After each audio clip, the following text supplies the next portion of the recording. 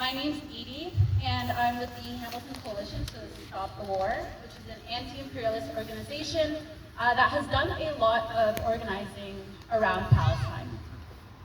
So with yesterday being Remembrance Day, a day which commemorates the armed forces members who have died at war, I wanted to take a minute to recognize those who have not been commemorated.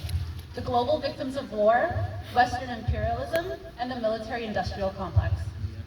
I would like us to remember that while our institutions read land acknowledgements at the start of every meeting, Canadians manufacture and our governments export the armaments that are being used to bombard and commit a genocide against the Palestinian people and occupied people with whom we are not at war with.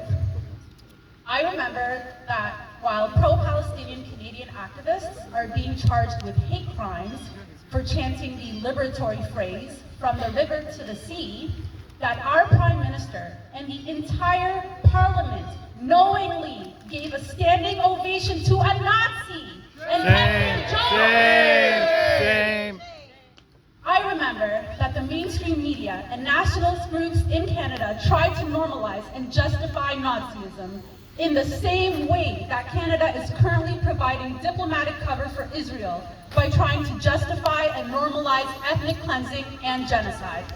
Shame. I remember that Canada used to have a reputation of being a benevolent, peacekeeping nation, which, in complete contradiction to this identity, militarily supports some of the most brutal and violent states and wars around the world, as a cog in the machine of the military-industrial complex. I remember that between Israel, Saudi Arabia, and Ukraine, Canada has sent billions of dollars of weapons that perpetuate war and misery. I remember that Justin Trudeau can't even utter the word ceasefire as Israeli tanks and American-made bombs are used to commit war crimes at several hospitals in Gaza, sheltering children, injured, and displaced peoples. I remember that people are struggling to get by. I remember that we have a veteran homeless population, that we have Canadians experiencing hunger, homelessness, mental health crisis, and cost of living crisis. We have Canadians considering medically assisted deaths to escape poverty. I remember that 1 in 5 single Canadian adults lives in poverty, while our government is more concerned about sending billions of dollars to warmonger and protect their geopolitical interests abroad. I remember that capitalism and imperialism are the most savage enemies of the working class around the world and here at home.